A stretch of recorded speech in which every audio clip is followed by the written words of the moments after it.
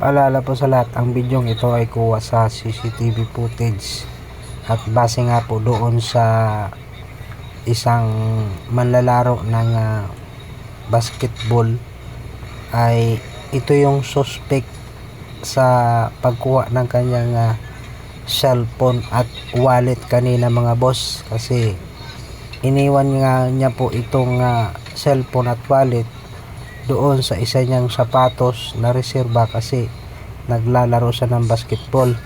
Ito yung kuha mga boss ng kanyang pagdating at pagpasok sa covered court, at bitbit niya rito ang isang mineral. Ayan o. At dito nga mga boss, ayan na, nakarating na siya sa covered court na kung saan nandun ang sapatos at may laman na cellphone at wallet.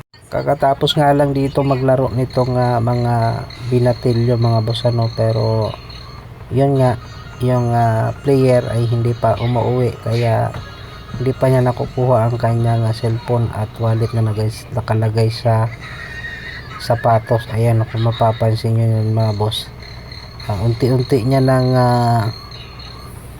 hinahawakan yung sapatos at palingalinga hanggang sa makahanap nga siya rito ng tiyempo mga boss, ay kanyang nakuha.